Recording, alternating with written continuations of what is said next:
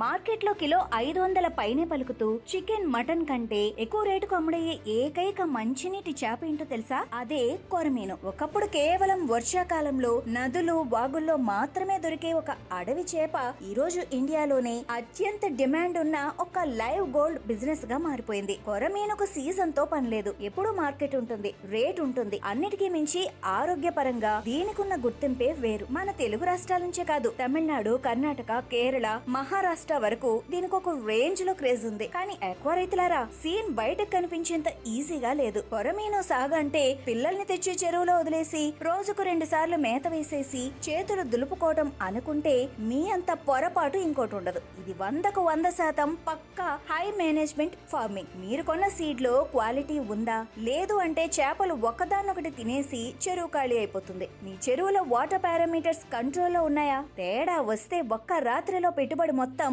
బూడిదలో పోసిన పన్నీరైపోతుంది. అసలు ఈ రిస్క్ దాటుకుని ఎకరానికి ఖచ్చితమైన లాభాలు ఎలా తీయాలో, సీడ్ సెలెక్షన్ నుండి హార్వెస్టింగ్ వరకు పూర్తి వివరాలను ఈ రోజు వీడియోలో పక్కా డేటాతో క్లియర్ గా తెలుసుకుందాం. అయితే ఈ వివరాలన్నీ ఇవాల్టి వీడియోలో చూసే ముందు మీరు ఇంకా మన ఛానల్ ని సబ్స్క్రైబ్ చేసుకోకపోతే వెంటనే సబ్స్క్రైబ్ చేసుకోండి. అలాగే ఈ వీడియోని లైక్ చేసి మీ ఆక్వా మిత్రులందరికీ షేర్ చేయండి. ఇక ఇప్పుడు అసలు ఈ కొరమీను బ్యాక్గ్రౌండ్ ఏంటి, దీనికి మార్కెట్ లో ఎందుకింత డిమాండ్ ఉంది ఒక్కసారి చూద్దాం. చేప బ్యాక్గ్రౌండ్ మరియు దీని శాస్త్రీయ నామం చన్నాస్త్ర ఏటా. ఇంగ్లీష్ లో దీన్ని స్ట్రిప్డ్ స్నేక్ హెడ్ అంటారు. ఇదొక పక్కా కార్నివోరస్ అంటే మాంసాహార మంచినీటి చేప. సహజ వాతావరణంలో ఇది చిన్న చేపలు, కప్పలు, పురుగులను వేటాడి తింటుంది. అయితే మిగతా చేపలతో పోలిస్తే కొరమీనుకు ప్రకృతి ఇచ్చిన ఒక అద్భుతమైన వరం ఉంది. అదే దాని అదనపు శ్వాస వ్యవస్థ. సాధారణ చేపలు నీటిలో కరిగి ఉన్న ఆక్సిజన్ మీదే బతుకుతాయి. కానీ కొరమీను నీటి పైకి వచ్చి వాతావరణంలోని గాలిని కూడా నేరుగా పీల్చుకోగలదు. అందుకే నీటిలో ఆక్సిజన్ లెవెల్స్ పడిపోయినా, బురద నీరైనా ఇది కొంతకాలం ఈజీగా సర్వైవ్ అవ్వగలదు. ఇదే శ్వాస వ్యవస్థను ప్లస్ పాయింట్ గా మార్చుకుని ప్రస్తుతం మన తెలుగు రాష్ట్రాల్లో చాలా మంది రైతులు వియత్నాం కొరమీను వెరైటీ సాగు వైపు విపరీతంగా మొగ్గు చూపుతున్నారు. మన లోకల్ నాటు రకంతో పోలిస్తే ఈ వియత్నాం వెరైటీకి హ్యాచరీలోనే ఆర్టిఫిషియల్ ఫీడ్ తినటం అలవాటు చేస్తారు. ఇవి చాలా వేగంగా ఎదుగుతాయి మరియు తక్కువ కాలంలో అన్ని చేపలు ఒకే సమానమైన సైజుల్లో పెరగటం దీని ప్రత్యేకత. కాకపోతే దీని రేట్ నాటు కొరమీనుతో పోల్చుకుంటే తక్కువ ఉంటుంది. అయితే చాలా మంది ఆక్వా రైతులు ఇక్కడే ఒక పెద్ద పొరపాటు చేస్తారు. కొరమీను ఎలాగో గాలి పీల్చి బతుకుతుంది కదా, దీనికి వాటర్ క్వాలిటీతో పనేముందిలే అని లైట్ తీసుకుంటారు. కానీ ఇది ముమ్మాటికి తప్పు. గాలి పీల్చుకొని అది కేవలం బతకగలదు అంతే. కానీ అది వేగంగా పెరగాలన్నా, ఆశించిన బరువు రావాలన్నా, రోగనిరోధక శక్తి పెరగాలన్నా ఖచ్చితంగా మంచినీటి నాణ్యత ఉండాల్సిందే. కాబట్టి కొరమీను సాగులో కూడా వాటర్ మేనేజ్మెంట్ కు మొదటి ప్రాధాన్యత ఇవ్వాలి. సరే, నీటి నాణ్యత సంగతి పక్కన పెడితే అసలు సాధారణ రోహు, కట్ల చేపల కంటే ఈ కొరమీనుకు మార్కెట్ లో అంత రేటు మరియు అంత క్రేజ్ ఎందుకుందో ఇప్పుడు క్లియర్ గా తెలుసుకుందాం. అంటే దీని వెనుక 3 ప్రధాన కారణాలు ఉన్నాయి. మొదటిది హెల్త్ బెనిఫిట్స్. కొరమీనులో high quality protein, essential amino acids, omega fatty acids తో పాటు ముఖ్యంగా అల్యూబిన్ అనే ప్రోటీన్ చాలా ఎక్కువగా ఉంటుంది. ఏదైనా సర్జరీ జరిగిన రోగులకు లేదా పెద్ద పెద్ద గాయాలైన వారికి కండరాలు త్వరగా కోలుకోవటానికి కొరమీను పెట్టమని డాక్టర్లే స్వయంగా రికమెండ్ చేస్తారు. ఇక రెండవది లైవ్ మార్కెట్. హైదరాబాద్, విజయవాడ, బెంగళూరు, చెన్నై లాంటి సిటీల్లోని టాప్ రెస్టారెంట్లు చనిపోయిన చేపల కంటే ఐస్ బాక్సుల్లో బతికి ఉండే కొరమీనులను కొనటానికే మొగ్గు చూపుతాయి. ఇలా లైవ్ ఫిష్ గా అమ్మినప్పుడు రైతుకు ప్రీమియం ప్రైస్ దక్కుతుంది. ఇక మూడో కారణం లిమిటెడ్ ప్రొడక్షన్. రోహు, కట్ల లేదా ఫంగాసియస్ లాగా కొరమీను ఉత్పత్తి మార్కెట్ లో లక్షల టన్నుల్లో జరగటం లేదు. డిమాండ్ కు తగ్గ సప్లై లేకపోవటమే దీని మార్కెట్ వాల్యూని స్థిరంగా ఉంచుతోంది. ప్రస్తుతం మార్కెట్ రేట్ చూసుకుంటే ప్రాంతాన్ని బట్టి కేజీ 300 నుండి 500 రూపాయలు పలుకుతూ ఉండగా లైవ్ మార్కెట్ లో అది కాస్త 600 నుండి 700 రూపాయల వరకు వెళ్తోంది. ఇంత భారీ మార్కెట్ రేట్లను మనం అందుకోవాలి అంటే ఈ సాగులో మొదటి అడిగే పక్కాగా పడాలి. అదే క్వాలిటీ ఉన్న పిల్లల ఎంపిక. ఆక్వాకల్చర్ లో మంచి సీడ్ ఎంచుకున్న రైతు సగం విజయం సాధించినట్టే. ఈ రోజుల్లో ప్రభుత్వ గుర్తింపు పొందిన హ్యాచరీలో క్వాలిటీ కొరమీను పిల్లలు అందుబాటులో ఉన్నాయి. సాధ్యమైనంత వరకు హ్యాచరీ సీడ్ మాత్రమే కొనండి. వైల్డ్ సీడ్ అంటే అడవిలో పట్టి తెచ్చిన పిల్లలు తక్కువ రేటుకు దొరికినా వాటి సైజులు ఒకేలా ఉండవు. పైగా రోగాలు వచ్చే రిస్క్ చాలా ఎక్కువ. సీడ్ కొనేటప్పుడు కొన్ని విషయాలు ఖచ్చితంగా గమనించాలి. అన్ని పిల్లలు ఒకే సైజులో ఉండాలి. నీటిలో చాలా యాక్టివ్ గా ఈదాలి. శరీరంపై ఎలాంటి గాయాలు, ఎర్రటి మచ్చలు లేదా తెల్లటి ఫంగస్ ఉండకూడదు. మరియు ఫీడ్ వేయగానే చురుగ్గా స్పందించాలి. ఇక్కడ కొరమీనుకున్న ఒక భయంకరమైన అలవాటు గురించి చెప్పాలి. అదే క్యానబలిజం. అంటే తన సొంత జాతి చేప చేపను తానే తినే నైజం. చెరువులో చేపల సైజుల్లో తేడా వస్తే పెద్ద చేపలు చిన్న చేపలను తినేస్తాయి. అందుకే ఒకే సైజున్న సీడ్ వేయాలి. సాగు మధ్యలో కూడా గ్రేడింగ్ చేస్తూ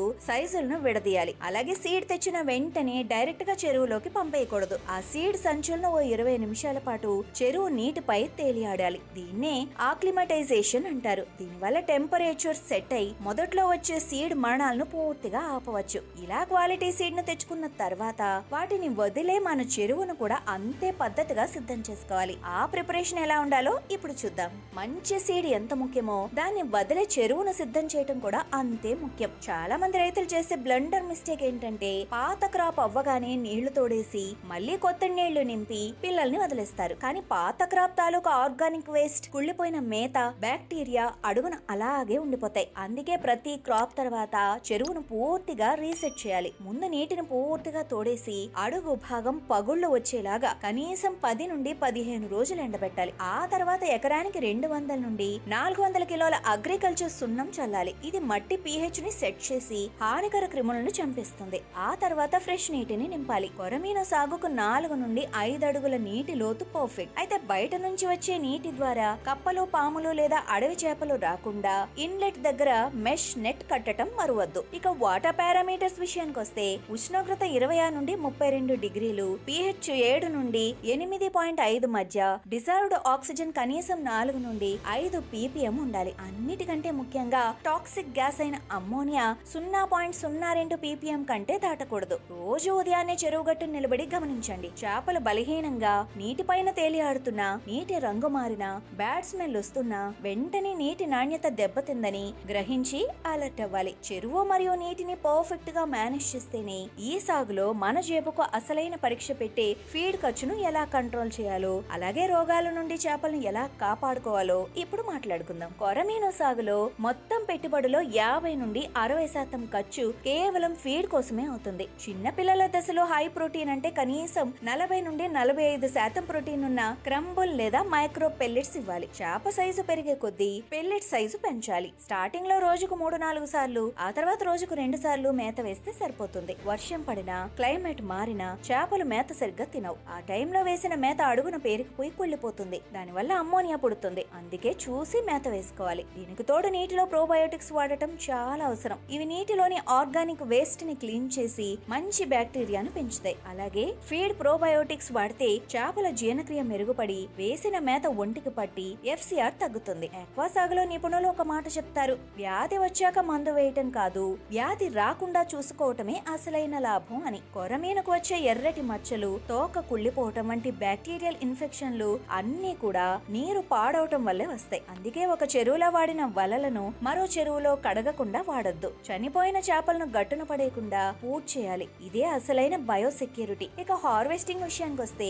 మార్కెట్ లో 800 గ్రాముల నుండి 1.2 కేజీల సైజు ఉన్న కొరమీనుకు విపరీతమైన డిమాండ్ ఉంటుంది. లైవ్ మార్కెట్ లో అమ్మేటప్పుడు చేపకు ఎక్కడా గాయాలు కాకుండా చూసుకోవాలి, లేదంటే రేటు పడిపోతుంది. ఇదండి సీడ్ నుండి హార్వెస్టింగ్ వరకు ఉన్న కంప్లీట్ ప్రాసెస్. మరి వీటన్నిటికీ కలిపి ఎంత ఖర్చు అవుతుంది? ఎండ్ ఆఫ్ ది డే మనకు మిగిలే నికర లాభాలు ఎంతో ఇప్పుడు ఫైనల్ లెక్కల్లో చూద్దాం. ఒక ఎకరం కొరమీను సాగుకు seed, feed, lease, current, labour మరియు మెడిసిన్స్ అన్ని కలుపుకొని సుమారు 5 లక్షల నుండి 8 లక్షల రూపాయల వరకు పెట్టుబడి అవసరం అవుతుంది. మీరు పక్కా యాజమాన్య పద్ధతులు పాటించి 80 నుండి 90% సర్వైవల్ రేటు సాధిస్తే మార్కెట్ రేటును బట్టి ఈ పెట్టుబడిపై చాలా మంచి నికర లాభాలు సాధించవచ్చు. అయితే మొదటి క్రాప్ ను ఒక లెర్నింగ్ ఫీజ్ గా భావించి అనుభవం పెంచుకుంటూ ముందుకు వెళ్లడం ఉత్తమం. ఎందుకంటే ఆక్వాకల్చర్ లో చౌకగా వేయటం వల్ల లాభం రాదు, శాస్త్రీయంగా చేయటం వల్ల లాభం వస్తుంది. రైతు సోదరులారా, మీ ప్రాంతంలో కొరమీను సాగు ఎలా ఉంది? మీకున్న అతిపెద్ద సవాల్ ఏంటి? సీడ్ క్వాలిటీనా, మేత ఖర్చులా,